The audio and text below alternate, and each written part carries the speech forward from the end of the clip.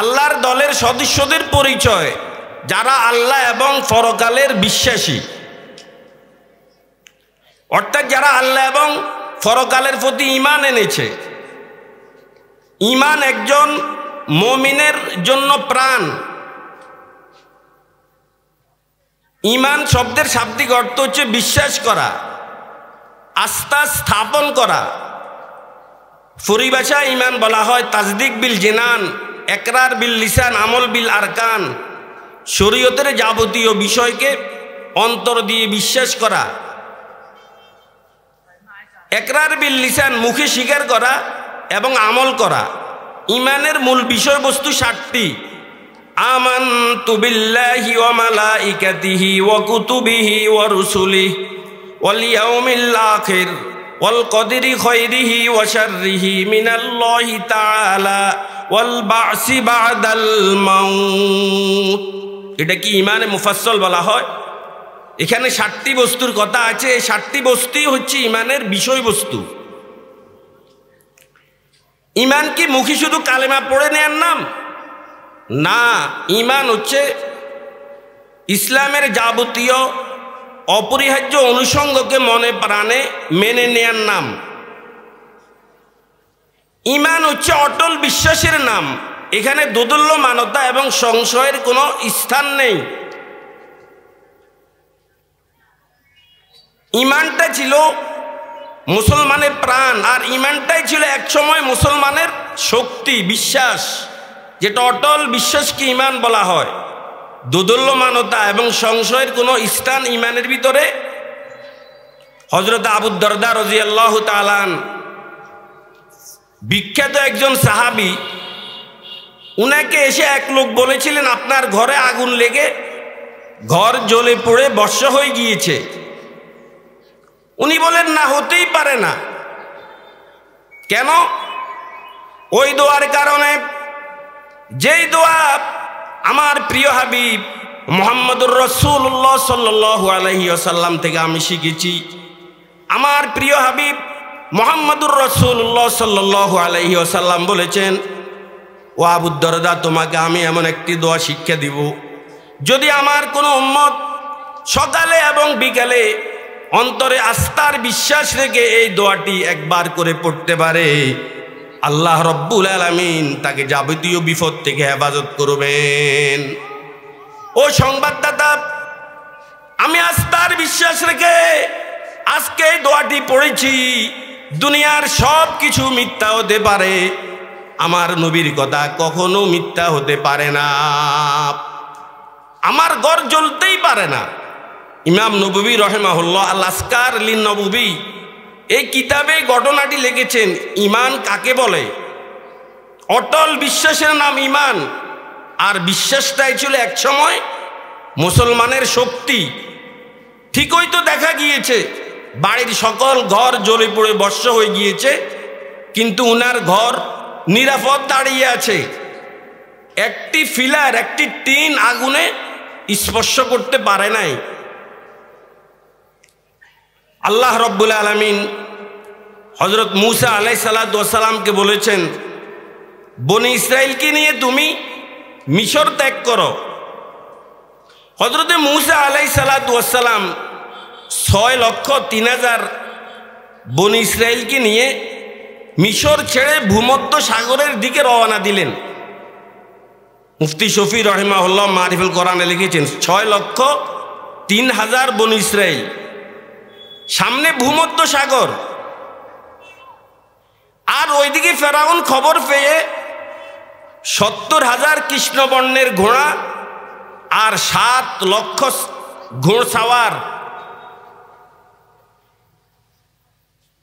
যখন হযরত মূসা আলাইহিস সালামের বাহিনী ফেরাউনের এই বিরাট বিশাল বাহিনীকে দেখে ফেলেছেন, কি বলেছেন তার? আল্লাহ পাক কোরআনে বলেন, ফালাম্মা তারাআল জামাআন ক্বালা আসহাবু মূসা ইন্না লামুদরাকুন। যখন পরস্পরকে দেখতে লাগলো, মূসা আলাইহিস সালামের 6,03,000 বাহিনী মূসাকে বলেছেন, আমরাও তো পাকড়াও হয়ে গেলাম, কারণ সামনে ভূমধ্য সাগর, অতই পানি আর পিছনে ফেরাউনের বাহিনী। কিন্তু হযরতে মূসা আলাইহিস সালামের ঈমান ছিল অটল, পাহাড়ের চেয়েও বেশি শক্তিশালী, মজবুত। কি বলেছেন তিনি? কাল্লা ইন্না মাইয়া রাব্বি সায়াহদিন, কোশ্চিন কালেও না। ইন্না মাইয়া রব্বি, নিশ্চয় আমার সাথে আমার প্রভু আছে, সায়াহদিন, বাঁচার জন্য একটি পথ বের করে দিবেন। বিশ্বাস কাকে বলে? আল্লাহ পাক বলেছেন ফাজরিব লাহুম তরিকান ফিল বাহরি ইয়াবাসা। ও মূসা, তুমি তোমার এই 6,03,000 বাহিনীর জন্য ভূমধ্য সাগরের উপরে একটি শুষ্ক পথ তৈরি করো। লা তাখাফু দারাকাও ওয়ালা তাখশা, সমুদ্রে ডুবে যাওয়ার আশঙ্কা করো না, আর মূসার বাহিনীর হাতে পাকড়াও হওয়ার ভয়ও করো না। ঠিকই হযরত মূসা আলাইহিস সালাম লাঠি মারলেন, 12টি রাস্তা ভূমধ্য সাগরের উপরে তৈরি হয়ে গেল। মুহূর্তের ভিতরে 6,03,000 বাহিনী চোখের পলকে ভূমধ্য সাগর পাড়ে দিয়ে ওই পাড়ে পৌঁছে গেছে। ফাতবা ফিরাউন বিজুনুদিহিম, ফেরাউনকে বাইরে এই কুদরতি রাস্তা তো আর জীবনে দেখি নাই।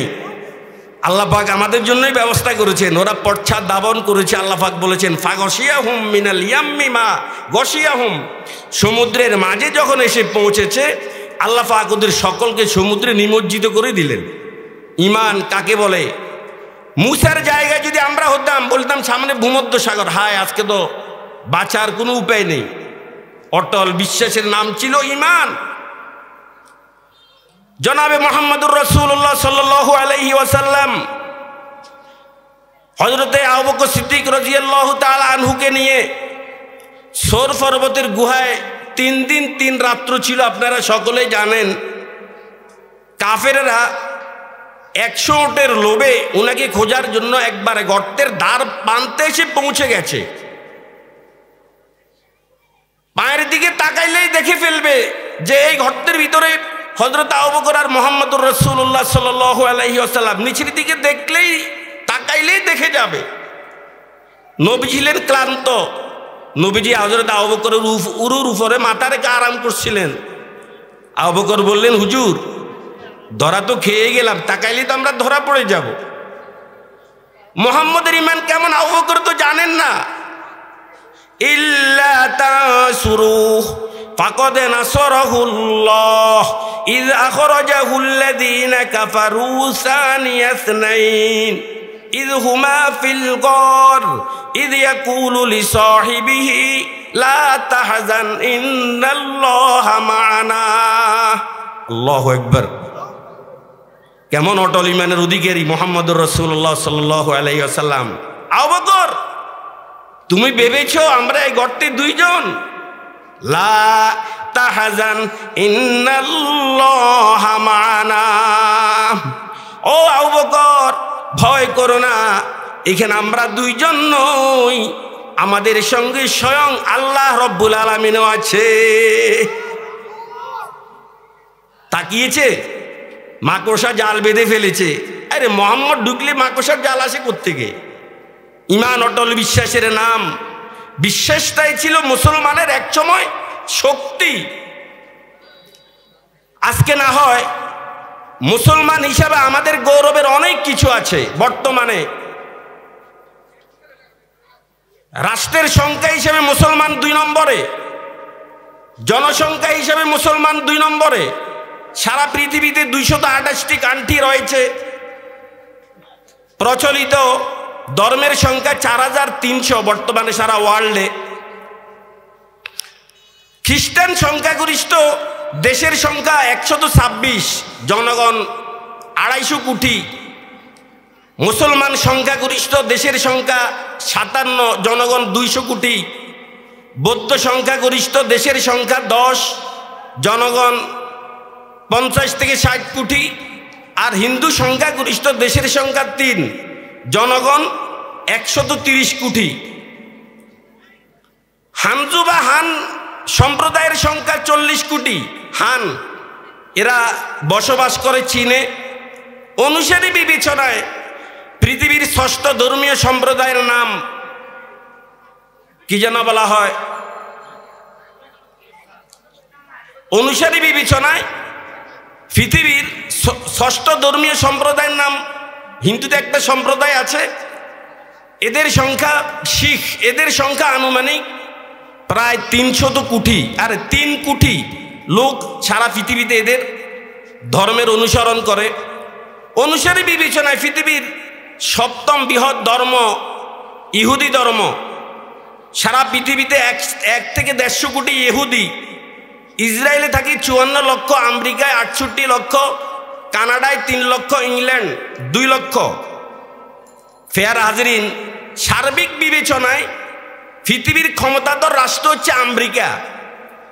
গোটা পৃথিবীর জনসংখ্যার 0.2% নাগরিক ইহুদি, অর্থাৎ প্রতি 500 জনের মধ্যে একজন ইহুদি। কিন্তু আফসোস, বর্তমানে প্রত্যক্ষ এবং পরোক্ষভাবে পুরো পৃথিবীকে শাসন করছে সেই ইহুদি গোষ্ঠীরা। বিশ্বময় পরিচিত ফেসবুক, এই ফেসবুকের প্রতিষ্ঠাতা মার্ক জুকারবার্গ, সে হলো একজন কি ইহুদি। গোটা পৃথিবীতে 185টি প্রসিদ্ধ পত্রিকার মালিক এবং অসংখ্য টিভি চ্যানেলের জনক এবং নিয়ন্ত্রক রুপার্ট মারডক একজন ইহুদি। আজ বর্তমান এই অনলাইন প্রযুক্তি, এটা ইহুদিদের তৈরিকৃত একটি প্রযুক্তি। পুরো পৃথিবী অনলাইনের জালে আবদ্ধ, এর বিকল্প এখনো মানুষ কিছুই বের করতে পারে নাই। এই ইহুদিদের আবিষ্কৃত একটা প্রযুক্তি। গোটা পৃথিবীকে কব্জা করার জন্য প্রযুক্তিগত যত জ্ঞান সবগুলো তারা অর্জন করেছে। অর্থাৎ ব্লাড ক্যান্সারের ন্যায় পৃথিবীর আনাচে কানাচে তারা ছড়িয়ে পড়েছে। আর গোটা পৃথিবীর যত সংঘাত, যত হামলা, সবগুলোর প্রত্যক্ষ এবং পরোক্ষ নাটের গুরু এই ইহুদি জনগোষ্ঠী। ফেয়ার হাজিরিন, ইতিহাস ভুলে গেলে হবে না। কোনো ইহুদি যখন ভূমিষ্ঠ হয় তখন তাকে এই কথা শিক্ষা দেওয়া হয় যে মুসলমান তোদের চিরশত্রু, বুদ্ধিমত্তা দিয়ে কৌশল খাটিয়ে তোমাদেরকে টিকেই থাকতে হবে। অথচ একসময় মুসলমান জ্ঞান বিজ্ঞান, দর্শন, শিল্পকলা, সাহিত্য, সংস্কৃতি এইসব বিষয়ের ক্ষেত্রে পৃথিবীকে পরিচালনা করেছে, গোটা পৃথিবীতে নেতৃত্ব দিয়েছে। আজ এই বীর জাতি মুসলমান ঘাটে ঘাটে মার খাচ্ছে, অপদস্থ হচ্ছে। এর চেয়ে দুঃখের বিষয় আর কি হতে পারে? কবে জাগ্রত হবে মুসলমান? রাষ্ট্রের দিক দিয়ে মুসলমান 2য় নম্বরে, 57টি রাষ্ট্র। জনগণের দিক দিয়ে মুসলমান 2য় নম্বরে, প্রায় 200 কোটি রাষ্ট্র। রাষ্ট্রীয় ধর্ম ঘোষণার দিক দিয়ে কিন্তু মুসলমান 1 নম্বরে। পৃথিবীর সকল দেশে রাষ্ট্রীয় ধর্ম ঘোষণা নেই, মাত্র 43টি রাষ্ট্রে রাষ্ট্রীয় ধর্ম ঘোষণা দেওয়া আছে। তার মধ্যে 27টি ইসলাম, 13টি খ্রিস্টান, বৌদ্ধ 2টি আর ইহুদি 1টি। তাহলে রাষ্ট্রের সংখ্যা, রাষ্ট্রীয় ধর্ম ঘোষণার দিক দিয়ে মুসলমান 1 নম্বরে। পৃথিবীর প্রত্যেক ধর্মের ইবাদতের জন্য নির্দিষ্ট জায়গা আছে। আমাদের ইবাদতের জায়গার নাম মসজিদ। 2017 সালের গবেষণা অনুযায়ী, যতটুকু আমি ফেসবুক বা গুগলে চান্স দিয়ে দেখেছি, গোটা পৃথিবীতে 25 লক্ষরও অধিক মসজিদ আছে। শুধু কি জানা বলা হয়, ইন্দোনেশিয়া, বাংলাদেশ সমান 68টি রাষ্ট্র, ইন্দোনেশিয়াতে মসজিদের সংখ্যা 8 লাখ, 18,000 দ্বীপ, 14,000 দ্বীপে মানুষ বসবাস করে। 8 লাখ মসজিদ ইন্দোনেশিয়া। বাংলাদেশে 2.5 লক্ষ, ভারত 3 লক্ষ মসজিদ, পাকিস্তান 1,20,000, সৌদি আরব 94,000, তারপরে মিশর 1,08,000, তুরস্ক 39,000 মসজিদ রয়েছে। চীন, আমেরিকা, রাশিয়া, চীনে মসজিদের সংখ্যা 39,000, আমেরিকাতে 50,000, রাশিয়াতে 8,000, এভাবে মরক্কোতে মসজিদের সংখ্যা 41, ফ্রান্স 2700, জার্মান মসজিদের সংখ্যা 2000। এভাবে মসজিদের সংখ্যা যদি দিতে যাই, ইবাদতের জায়গা দিয়েও মুসলমান 1 নম্বরে, রাষ্ট্রীয় ধর্ম ঘোষণার দিক দিয়েও মুসলমান 1 নম্বরে, রাষ্ট্রের সংখ্যায় মুসলমান 2 নম্বর, জনগণের দিক দিয়ে মুসলমান 2 নম্বর। মুসলমানের শক্তি বোঝা গেল আছে, কিন্তু সব দিক দিয়ে 1 নম্বর 2 নম্বর, তবে শক্তির দিক দিয়ে মুসলমান কিন্তু 8 নম্বরে। এভাবে যদি চলতেই থাকে আমাদের 8-এ সিরিয়াল থাকবে না, 80-তেও থাকে কিনা আল্লাহ পাকে ভালো জানেন। আজকে ইমানের দুর্বলতার কারণে আমাদেরকে ইহুদি খ্রিস্টান বিজাতি একটি হিংস্র প্রাণীকে যেই পরিমাণ ভয় করে, তার শিখিয়ে আনাও একজন মুসলমানকে বিজাতি ভয় করে না। অথচ এক সময় বিজাতি তো দূরের কথা, বনের প্রাণী পর্যন্ত মুসলমানের কথা শুনেছে। এক সময় হযরত উকবা ইবনে আমের রাদিয়াল্লাহু তাআলা 18 জন সাহাবীকে নিয়ে আফ্রিকার জঙ্গলে তাঁবু গেড়েছেন। মানুষ বলেছেন, হুজুর এখানে বাঘ বসবাস করে, আপনাদেরকে খেয়ে ফেলবে। কিন্তু নবীর সাহাবী উকবা ইবনে আমের রাদিয়াল্লাহু তাআলা বাগানের সামনে দাঁড়িয়ে যে বক্তৃতা দিয়েছেন, সেটা ইতিহাসে সন্ন্যাক করে এখনো লেখা আছে। আইয়াতুহা সিবাউ ওয়াল হাশারাত ইরহালু আন্না ফাইন্না নাজিলুন ফামান ওয়াজাদনাহু বাদু কাতালনা ফারান্না সুযালিকাল ইয়াওমা আজাবা লাম ইয়ারাউহু ক্বাবলা যালিক ওয়া কানা সাবউ ইয়াহমিলু আশবালাহু ওয়াযযিবু আজরাহু ওয়াল হাইয়াতু আওলাদাহা ওয়া হিয়া খারিজাতুন আনহা সারাবান সারাবা ফাহুমিলা যালিকা কাসীরাম মিনাল বারবারি আলাল ইসলাম। হযরত উকবা ইবনে আমের রাদিয়াল্লাহু তাআলা আফ্রিকার জঙ্গলে দাঁড়িয়ে বলেছেন, আইয়ুস সিবা ওয়াল আশারাত, ও হিংস্র প্রাণীর গোষ্ঠীরা, নাহনু আসহাবু রাসূলিল্লাহি সাল্লাল্লাহু আলাইহি ওয়াসাল্লাম, আমরা অন্য কেউ নয়, আমরা বিশ্বের শ্রেষ্ঠ নবী মুহাম্মদের সাহাবী। ইরহালু আন্না, আমরা এখানে থাকবো, তোমরা চলে যাও। এই ডিক্লারের পরে যদি কাউকে পাওয়া যায় তাকে হত্যা করে দেওয়া হবে। এই ঘোষণার সাথে সাথে ফাকানা সাবু ইয়াহমিলু আশবালাহ, বাঘ তার বাঘকে মুখ দিয়ে কামড়িয়ে, সাপ তার বাচ্চাকে মুখ দিয়ে কামড়িয়ে দলে দলে এই বন থেকে বেরিয়ে গেল। এই দৃশ্য দেখে হাজার হাজার বিজাতি ইসলাম ধর্ম গ্রহণ করে মুসলমান হয়েছে। বনের প্রাণী পর্যন্ত মুসলমানের এক সময় কথা শুনেছে। মদিনাতে ভূমিকম্প, জমিন উঠছে, হযরত ওমর রাদিয়াল্লাহু তাআলা পাও দিয়ে জমিন আঘাত করে বলেছেন, এই লড়কে, ওমর কি ইনসাফ কায়েম করে নাই, বন্ধ হও। এই কথা বলার সাথে সাথে ভূমিকম্প বন্ধ। পাহাড় থেকে আগুন নেমে এসেছে, আগুন। ওমরকে যখন বলেছেন, হুজুর আগুন নেমে এসেছে, ওমর একজন সাহাবীকে বলেছে, যাও একে আবার পাহাড়ে দিয়ে আসো। আমরা একটি প্রাণীকে যেভাবে পিটাই লাঠি দিয়ে, ওই সাহাবী ওমরের নির্দেশে আগুনকে পিটাইতে পিটাইতে পাহাড়ে দিয়ে এসেছে। নীল দরিয়াতে পানি শুকিয়ে গেছে, ওমর রাদিয়াল্লাহু তাআলা ছিটি দিয়েছেন, নীল দরিয়ার পানি চালু হয়ে গেছে। এই ছিল মুসলমানের সোনালী যুগের ইতিহাস। মানুষ তো দূরের কথা, পাহাড় মানুষের কথা শুনেছে, হিংস্র প্রাণী মানুষের কথা শুনেছে। বর্তমানে আমাদের ইমানের দুর্বলতার কারণে ইহুদি খ্রিস্টান একটি প্রাণীকে যেভাবে ভয় করে, তার শিখিয়ে নাও একজন মুসলমানকে। আজ বিশ্ব সন্ত্রাসী, ওরা মুসলমানকে ইমানের দুর্বলতার কারণে ধমক দেয়।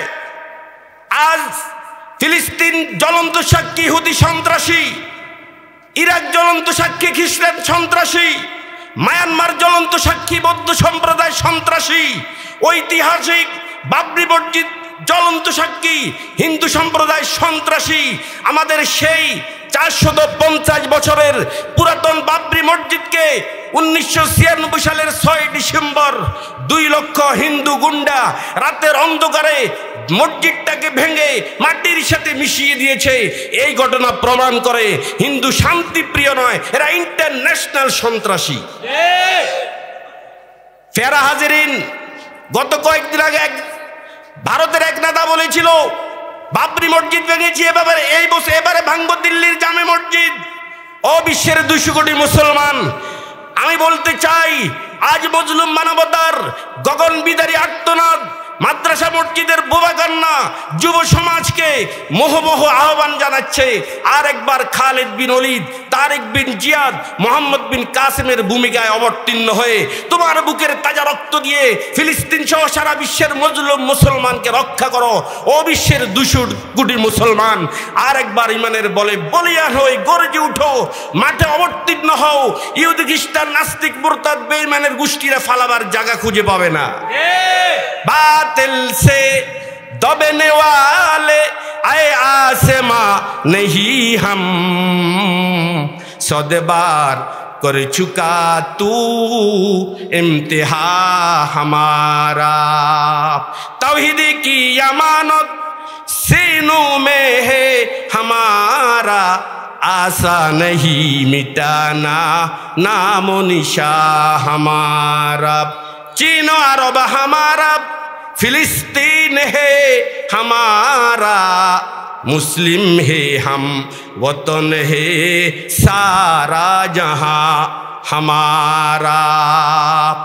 शमशीर बकब होके निकल आखिर मैदान, दुश्मन की मुकाबिल में लगा नाराए तकबीर। एक हाथ में तलवार है, एक हाथ में कुरान। कुव्वते बाजू है मगर कुव्वते ईमान।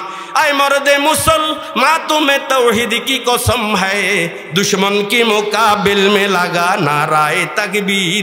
क्या डर है अगर सारे खुदा हुए मुखालिफ, क्या डर है अगर सारे खुदा हुए मुखालिफ। काफी है अगर एक खुदा मेरे लिए है, काफी है अगर एक खुदा मेरे लिए है। হিজবুল্লাহর পরিচয় 1 নাম্বার যারা আল্লাহ এবং পরকালের বিশ্বাসী। 2 নাম্বার পরিচয় হিজবুল্লাহ আল্লাহর দলের সদস্যকার, আল্লাহ পাকেই পরিচয় দিচ্ছেন। ইউআদুনা মান হাদ্দাল্লাহ ওয়া রাসূলাহ। 2 নাম্বার পরিচয় যারা আল্লাহ এবং তার রসুলের শত্রুদেরকে ভালোবাসে না, যারা আল্লাহ এবং তার রসুলের শত্রুদেরকে ভালোবাসে না। ইমানদার ভালোবাসবে আল্লাহকে, ইমানদার ভালোবাসবে আল্লাহ রসুলকে, এবং আল্লাহ আর আল্লাহ রসুল যাকে ভালোবাসবে তাকে ইমানদার ভালোবাসবে। কারণ একটা কথা আছে, হাবিবুল হাবিবে হাবিবুল, বন্ধুর বন্ধুও বন্ধু। ইমানদার ভালোবাসবে আল্লাহকে, আল্লাহ রসুলকে, আর আল্লাহ এবং তার রসুল যাকে ভালোবাসে ইমানদার তাকে ভালোবাসবে। আমার বন্ধুগণ, গুজওয়ে বদর যখন সংগঠিত হয়েছিল, হযরতে আবু বকর সিদ্দিক রাদিয়াল্লাহু তাআলা আনহুর একজন সন্তানের নাম আব্দুর রহমান, উনি কাফেরদের পক্ষে যুদ্ধ করেছিলেন। তখনও তিনি ইসলাম ধর্ম গ্রহণ করেন নাই। গুজওয়ে বদর শেষ হওয়ার পর হযরতে আব্দুর রহমান ইবনে আবু বকর ইসলাম ধর্ম গ্রহণ করে আব্বুকে গুজওয়ে বদরের এক সময়ের একটি ঘটনা শোনাচ্ছিলেন। ওগো আব্বু, গুজওয়ে বদর চলাকালে আপনি ছিলেন মুসলমানের পক্ষে, আমি ছিলাম কাফেরের পক্ষে। কয়েকবার আপনি আমার তরবারির নিচে এসেছেন, কিন্তু বাপ বেটার সম্পর্কের কারণে আমি আপনার উপরে তরবারি চালাই নাই। কিন্তু তরবারি চালাইতে পারতাম, পজিশনেও আপনি ছিলেন, কিন্তু ব্লাড কানেকশনের কারণে আমি আপনার দেহের উপর তরবারি চালাই নাই। হযরত আবু বকর বললেন, হে আমার পুত্র, তুমি বলেছ কয়েকবার তোমার তরবারির নিচে আমি এসেছি, তথাপি তুমি আমাকে হত্যা করো নাই। শোনো, যদি যুদ্ধ চলাকালে একবারও তুমি আমি আবু বকরের তরবারির নিচে আসতে, আমি কোনো ছেলে আর বাপের বিবেচনা করতাম না, কচুর মতো তোমাকে কেটে জাহান্নামে পৌঁছিয়ে দিতাম। কারণ তুমি রসুলের শত্রু, আল্লাহর শত্রু। আর সেই গুজওয়ে বদরে হযরতে উমর রাদিয়াল্লাহু তাআলা আফন মামা আসেব ইবনে হিশামকে হত্যা করেছে।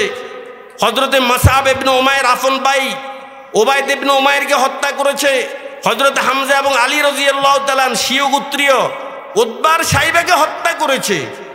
আফন গোত্রের লোক ফরওয়া করে নাই। কেন ফরওয়া করে নাই? যেহেতু এরা আল্লাহ এবং আল্লাহ রসুলের শত্রু।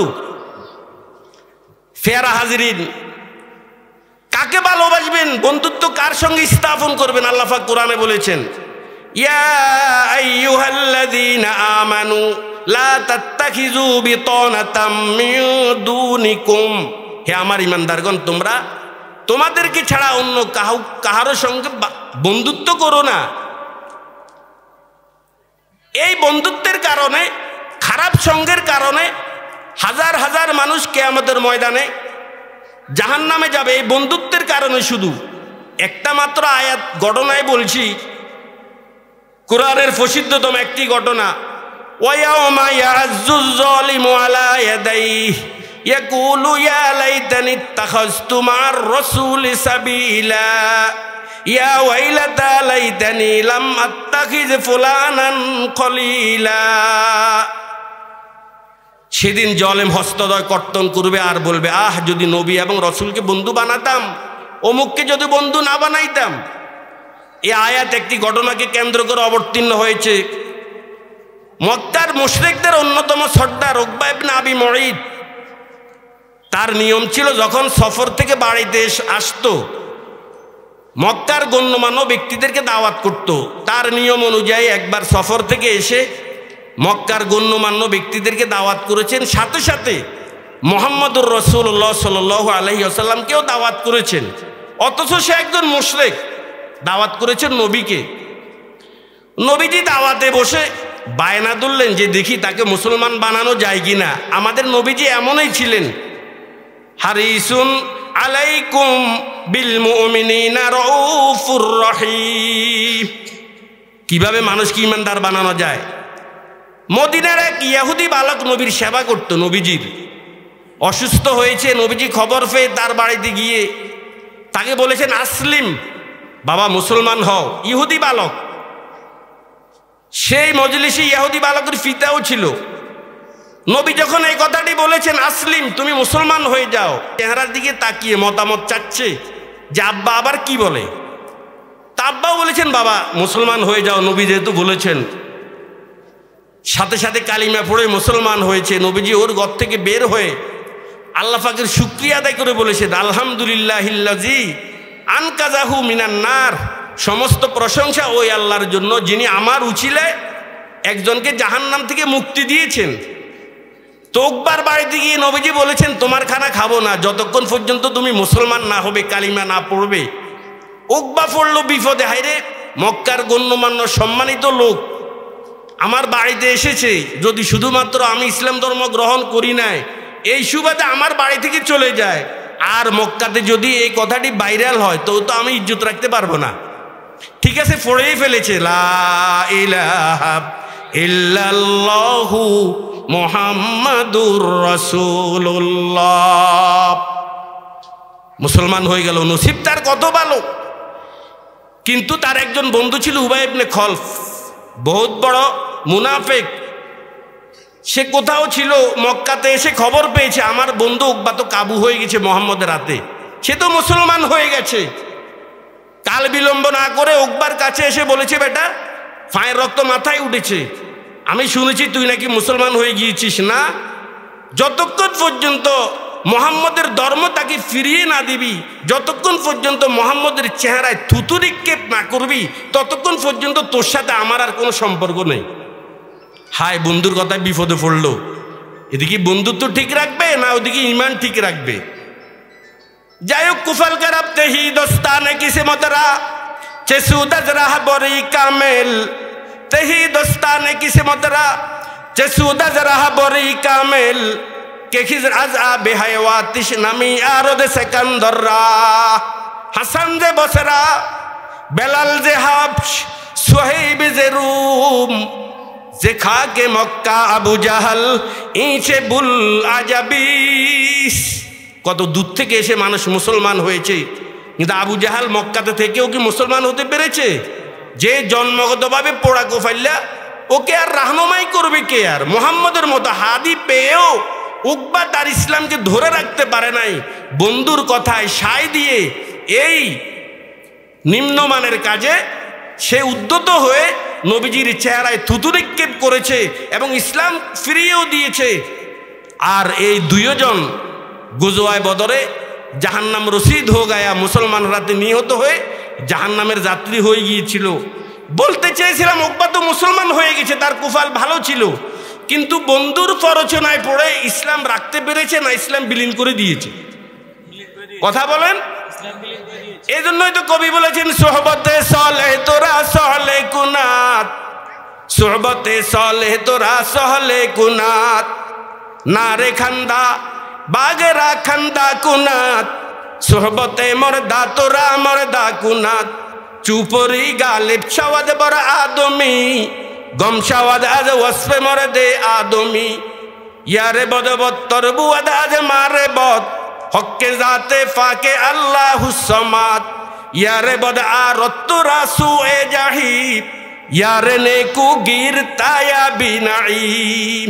কবি বলেছেন ভালো বন্ধু গ্রহণ করো, ভালো বন্ধু রুসিলায় তুমি জান্নাতে যেতে পারবে। আর তোমার চলার বন্ধু যদি খারাপ হয়ে যায়, তোমার ঈমান নিয়ে টানাটানি শুরু হয়ে যাবে। হাজার হাজার মানুষ বন্ধুর কারণে জাহান্নামে যাবে। লোকটা কিন্তু ভালো বংশের, ভালো লোক ছিল, কিন্তু বন্ধুর কারণে সে জাহান্নামে যাবে। হিজবুল্লাহর দ্বিতীয় নাম্বার পরিচয়, যারা আল্লাহ এবং তার রসুলের শত্রুকে কখনো ভালোবাসে না। আমরা কি আল্লাহ এবং তার রসুলের শত্রুকে ভালোবাসি? না বলেছেন, কিন্তু ঠিকই ভালোবাসি। ইহুদি খ্রিস্টান আল্লাহ রসুলের শত্রু না বন্ধু? মুশরিক আল্লাহ রসুলের শত্রু না বন্ধু? কিন্তু আমরা ওদেরকে ভালোবাসি। কিভাবে ভালোবাসি? আজকে আমরা ওদের কালচার গ্রহণ করে চলছি। ওদেরকে ভালোবাসি মানে ওদের কালচার গ্রহণ করছি। আজকে মুসলমান 31st নাইট পালন করে, এটা খ্রিস্টানদের কালচার। আজকে মুসলমান 14ই ফেব্রুয়ারি ভালোবাসা দিবস পালন করে, এটা খ্রিস্টানদের কালচার। মুসলমান পহেলা বৈশাখ পালন করে, এটা হিন্দুদের ধর্মীয় উৎসব। মুসলমান আজকে ক্রিসমাস ডে পালন করে, এটা তাদের বিজেপিদের একটা উৎসব মুসলমান আজকে পালন করছে। একজন মুসলমানের যুবকের শুধুমাত্র মাথার চুলের দিকে তাকাইলেই বোঝা যায় মুসলমানের রুচি কত নিচে নেমে গেছে। শুধু চুলের দিকে তাকাইলে বোঝা যায়। ওই যুবক, তুই নবীকে ভালোবাসস, তোর নবী কি চুল এভাবে কেটেছে? রাতা কাঠিং, তারপর মোরগ কাঠিং, খন্তা কাঠিং, বলেন এই ধরনের কাঠিং আছে না নাই? তাহলে মুসলমান নিশ্চয় সে একজন খেলোয়াড়কে ভালোবেসেছে, একজন খেলোয়াড়কে ফলো করেছে, সে মেসিকে ফলো করেছে, সে ম্যারাডোনাকে ফলো করেছে, নিশ্চয় সেই নেইমারকে ফলো করেছে, না হয় সেই চুল এভাবে কাটতে। লা হাওলা ওয়ালা কুওয়াতা ये कैसा बशर है, सूरत बूझी ना मगर दुम तो नहीं है, आयदादे नया शाने नया रंगे नया है, नामे मुसलमान मगर कामे कुफर है, नामे मुसलमान मगर कामे कुफर है। এমন মুসলমান আল্লাহ এবং তার রসুলের শত্রুদেরকে ভালোবাসে না, এটা মৌখিক। বাস্তবই আমরা ওদেরকে ভালোবাসি। মুসলমান বার্থডে, জন্মদিবস, ম্যারেজ ডে, বিবাহ দিবস পালন করে মুসলমান, করে কি করে না? কথা বলেন। এটা কি নবীর কালচার না বিজাতীয় কালচার? একজন মুসলমানের বিয়ের অনুষ্ঠানের দিকে তাকান বন্ধুগণ আমার, সে বিয়ের আগ থেকে নিয়ে শেষ পর্যন্ত, আমার এক উস্তাদ বলেছেন মুসলমানের এক বিয়েতে 7.5 অধিক কবিরা গুনাহ হয়। ও মুসলমান, গায়ে হলুদ অনুষ্ঠান তুই কোথায় পেয়েছিস? ও মুসলমান, তুই কোথায় শাপলা ফুল পেয়েছিস? এভাবে হারমোনিয়াম, ডোল, তবলা পেয়েছিস, মরিচবাতি পেয়েছিস? তোর নবী তো এভাবে 11টি বিবাহ করেছে। আমাদের নবী মুহাম্মদুর রাসূলুল্লাহ সাল্লাল্লাহু আলাইহি ওয়াসাল্লাম 4 জন মেয়েকে বিবাহ দিয়েছেন, সাহাবায়ে কেরাম বিবাহ করেছেন, বিবাহ দিয়েছেন। কিন্তু ইতিহাসের দিকে তাকান, কোন নবী সাহাবীর বিয়েতে কি গায়ে হলুদ অনুষ্ঠান ছিল, মরিচবাতি ছিল, গেট পাস ছিল? এভাবে কথা বলেন। আপনি বিজেপিকে ভালোবাসেন না কিভাবে বুঝলাম? এই জন্য মুসলমান আজকে জাগতিক শক্তি মুসলমানের কম নেই। মাটির উপরের সম্পদ স্বর্ণ, তেল, গ্যাস, মাটির উপরের সম্পদ চা, চামড়া, রাবার, মাটির নিচের সম্পদ স্বর্ণ, তেল, গ্যাস, এই সবগুলো আল্লাহ পাক মুসলিম অধ্যুষিত এলাকায় রেখে দিয়েছেন। আমেরিকার নাসা থেকে বাংলাদেশের ফটো তুলে বলা হয়েছে পুরা বাংলাদেশ তেল এবং গ্যাসের উপর বাসছে। তাহলে জাগতিক সম্পদ সবগুলো আল্লাহ পাক মুসলিম অধ্যুষিত এলাকায় রেখে দিয়েছেন। তারপরেও মুসলমান এত দুর্বল কেন? কেন মুসলমান এই 1 থেকে 150 কোটি ইহুদির কাছে কেন আজকে 200 কোটি মুসলমান অসহায়? নিশ্চয় মুসলমানের সমস্যা আছে। কি সমস্যা? ডক্টর ইকবাল সেই কথাটাই বলেছেন, मोमिन जू फैदा नक्शे काफे फाए नबी को हो जेरे कदम आजो भी आलम का खजीना। गर सुन्नते नबवी की करे, गर सुन्नते नबवी की करे फायरो भी उम्मत तूफा से निकल जाएगा फिर उसका सफीना, तूफा से निकल जाएगा फिर उसका सफीना। ओ मुसलमान অধঃপতনের একটাই মাত্র মূল কারণ, তোমরা 1400 বছর পূর্বে তোমাদের নবী তোমাদের জন্য যে আদর্শ রেখে গিয়েছেন, আজ তোমরা আধুনিকতার নামে সে নবীজির দেওয়া আদর্শের গায়ে লাথি মেরে তোমরা আধুনিকতা গ্রহণ করেছ। এই কারণে তোমাদের এই লাঞ্ছনার গঞ্ছনা। ও মুসলমান, আর একবার তোমরা 1400 বছর পূর্বের নবীর রেখে যাওয়া আদর্শকে সমাজের প্রতিটি রন্ধ্রে রন্ধ্রে স্তরে বাস্তবায়ন করো। তুফা সে নিকল যায়েগা ফির উসকা সাফিনা। কামিয়াবি তোমাদের জন্য অপেক্ষা করছো মুসলমান, তোমরাই কামিয়াবি হবে, তোমরাই কামিয়াব, তোমরাই সফল কাম। তবে নবীর আদর্শকে আবার সমাজে বাস্তবায়ন করতে হবে। নবীর আদর্শকে মাইনাস করে কখনো এই পৃথিবীতে মুসলমান কামিয়াবি আর শান্তি অর্জন করতে পারবে?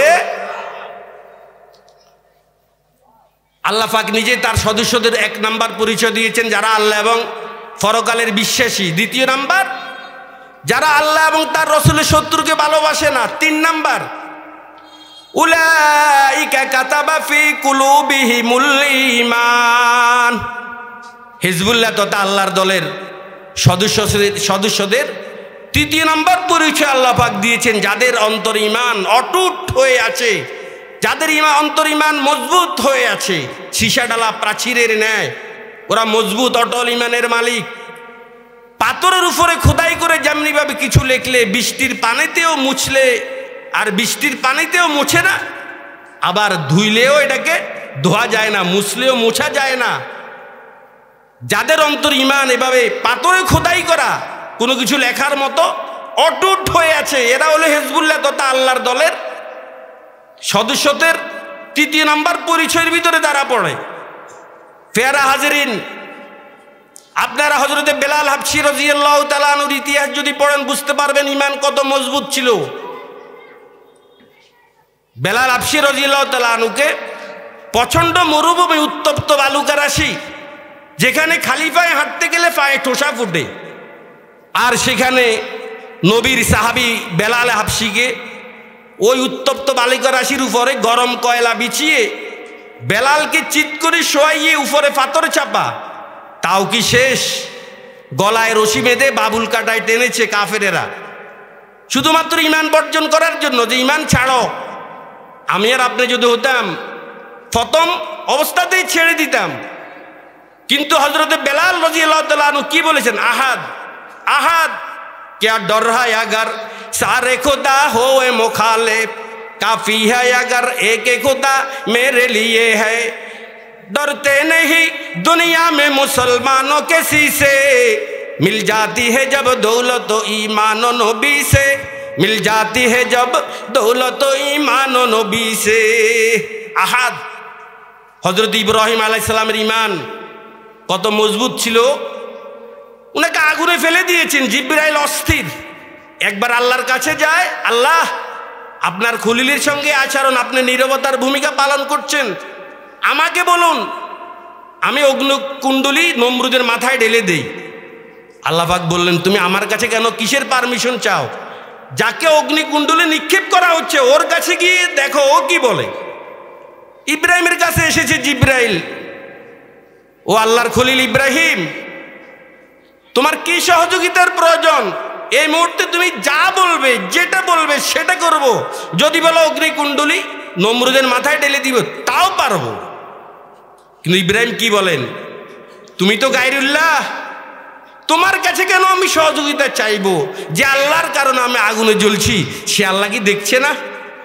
ফুক্তা হতি হ্যায় আগার মুসলিহাতান দেশো আকল, ইসকো হো মুসলিহাতান দেশ আগার খামো আবি, বেখতর কूदे पड़ा आतिश नमरूद में इश्क, बेखतर कूदे पड़ा आतिशे नमरूद मेश अकल है महवे तमाशा एलबे बामो अबी अकल है महवे तमाशा एलबे बामो अबी কত বড় আশিক ছিল যে তুমি তো গায়রুল্লাহ তুমি তো কি তোমার কাছে কেন সহযোগিতা চাইবো আল্লাহ দেখেন না যার জন্য আমি জ্বলছি আল্লাহ পাকের কাছে কথাটি এত পছন্দ হয়েছে সঙ্গে সঙ্গে আল্লাহ রাব্বুল আলামিন আগুনকে ডাক দিয়ে বলেছেন ও আগুন কুনি বারদাও ওয়া সালামান আলা ইব্রাহিম ও আগুন আমার ইব্রাহিমের উপর এয়ার কন্ডিশনে রূপান্তরিত হয়ে যাও জ্বালিয়েছে আগুন জ্বালিয়েছে ওনাকে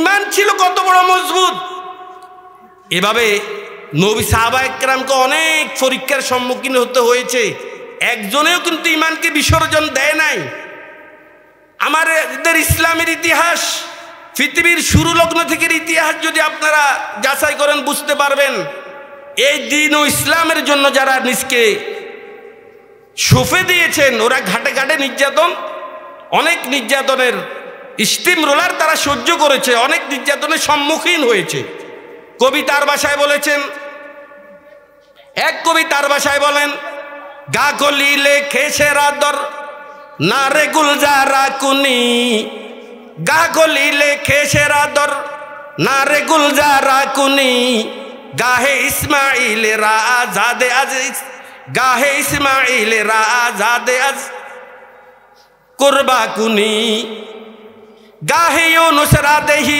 আজ বতনে মাহি হাম্মাকাম গাহে ইউসুফ রাজ কানা বরদরে জিন্দা কুনি ফরকে জাকারিয়া দুনে আজার রাহা কর দি আই করিম আস্তনে আইয়ুবে সবের তমা একের মাকুনি ইত্তেবায়ে আবু হানিফা মিসনদ জিন্দানো হে ইত্তেবায়ে আবু হানিফা মিসনদ জিন্দানো হে हम बोली होता है कूड़े पेटे पे खाने के बाद हम बोली होता है कूड़े पेटे पे खाने के बाद ইব্রাহিম আলাইহিস সালামকে আগুনে নিক্ষেপ করে পরীক্ষা করা হয়েছে আর ইসমাইল আলাইহিস সালামকে তরবারি ছুরির নিচে রেখে পরীক্ষা করা হয়েছে হযরত ইউনূস আলাইহিস সালাম 40 দিন মাছের পেটে ছিল পরীক্ষা করা হয়েছে হযরত ইউসুফ আলাইহিস সালাম 7 বছর কারাভোগ করেছেন বহুত বড় একটি পরীক্ষা হযরতে জাকারিয়া আলাইহিস সালামের মাথা দিয়ে মাথার উপর করাত রেখে উনার দেহকে দ্বিখণ্ডিত করা হয়েছে কত বড় পরীক্ষা ইত্তেবায়ে আবু হানিফা মিসনদ জিন্দানো হে হযরত ইমাম আজম আবু হানিফা রহমতুল্লাহ আলাইহি এই দ্বীন ও ইসলামের জন্য 4 বছর জেল খাটিয়েছেন জেলখানাতেই তিনার ইন্তেকাল হয়েছে আমাদের ইমাম মৃত্যুবরণ করেছে জেলখানায় 4 বছর ছিলেন হযরত হাসান বসরি রহিমাহুল্লাহ লিখেছেন এই 4 বছর জেল জীবনে হযরত ইমাম আজম আবু হানিফা রহিমাহুল্লাহ 7,500 বার কোরআন কারীম খতম করেছেন জেলখানায় বসে কতবার কোরআন খতম করেছেন 7,500 বার তাফসীরে হাসান বসরিতে আছে এই কথাটি তাহলে দ্বীনের জন্য তিনি জেলখানায় মৃত্যুবরণ করেছেন हम बोली होता है कूड़े पेटे पे खाने के बाद ইমাম আহমদ ইবনে হাম্বল রহমতুল্লাহ আলাইহি দৈনিক এই দিন ইসলামের জন্য 80টি কোড়া মারা হয়েছে এত জোরে কোড়া মারতো উনার দেহের গোশতগুলো খসে খসে নিচে পড়ে যেত আমাদের ইতিহাস শেখ ত্যাগ তিতিকের ইতিহাস রক্তের ইতিহাস তারপরে পৃথিবীর কোনো নাস্তিক বেঈমানের সামনে সারেন্ডার করে নাই ওরা গরদানকে উঁচুই রেখেছে ওরা কখনো নবনীয়তা ভাব ওদের সামনে দেখায়নি ইব্রাহিম আলাইহিস সালাম ঈমান ছিল খুবই মজবুত হযরত মূসা আলাইহিস সালামের সঙ্গে মোকাবেলা করার জন্য এসেছে 60,000 জাদুঘর ইতিহাস আপনারা সকলেই জানেন কোরআনে কারীমে আল্লাহ পাক এই ঘটনাটি বলেছেন قالوا إما أن تلقي وإما أن نكون أول من ألقى যখন ওইদিকে 60,000 জাদুঘর আর অপর প্রান্তে হযরত মূসা আলাইহিস সালাম এখন মোকাবেলা হবে লক্ষ লক্ষ দর্শক দেখবে কি 60,000 জাদুঘর ওরা জিতিয়ে যায় নাকি মুসে জিতে, কে পরাজয় বরণ করে দেখবো। ওরা একটা শিষ্টাচারিতা ভদ্রতা দেখিয়েছে, হুজুর জাদু কি আগে আপনি দেখাবেন না আমরা দেখাবো। মুসা আলাইহিস সালাম বললেন ক্বালা বাল আলকু, তোমরা দেখাও। ফাইজা হিবালুহুম ওয়া ইসিয়ুহুম ইউখায়্যালু ইলাইহি মিন সিহরিহিম আন্নাহা তাসা। ঠিক হইতো, সাপে রূপান্তরিত হয়ে গেল। আপনারা ইতিহাস সকলেই জানেন। মুসা আলাইহিস সালাম তো মানুষ ভয় পেয়ে গেল। আল্লাহ পাক বলেছেন লা তাখাফ ইন্নাকা আনতাল আলা, তুমি বিজয় হবে। ওয়ালকি মা ফি ইয়ামিনিক তালকাফ মা সনাউ ইন্নামা সনাউ কাইদু সাহির ওয়ালা ইউফলিহুস সাহিরু হাইসু আতা। পরিশেষে আমার ওস্তাদ এসে যাচ্ছেন, মুসা আলাইহিস সালাম বিজয় হলেন। আর এই 60,000 জাদুঘর ওরা সেজদায় পড়ে গেল। ফেরাউন দমক দেয় লাউসাল্লিবান্নাকুম ফি জুজুইন নাখল, তোদেরকে খেজুরের ঢালে শুলে চড়াবো। টাকা খেয়ে আসলি আমার, কিন্তু দালালি করস মুসার না। মুসলমান কেন হইলি, 12টা বাজাবো, খেজুরের ঢালে শুলে চড়াবো। ওরা কি বলেছেন ফাগজি মা আনতা কজ ইন্নামা তাকজি হাযিল হায়াতুদ দুনিয়া।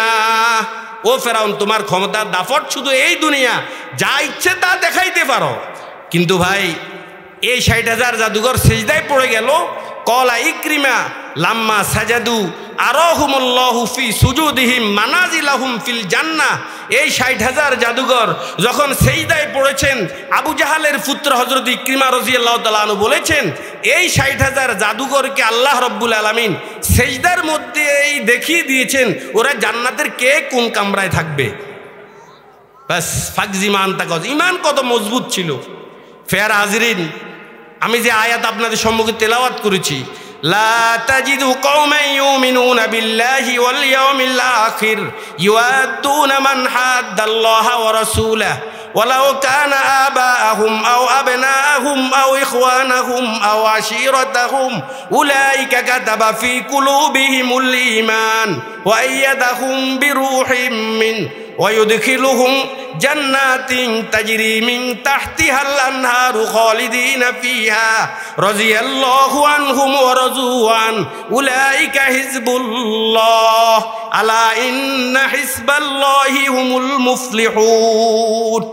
আল্লাহ রাব্বুল আলামিন তেলাওয়াত কি তো আয়াতে হিজবুল্লাহ কাকে বলে? দুনিয়াতে দুইটি দল, একটা হিজবুল্লাহ, একটা হিজবুশ শয়তান।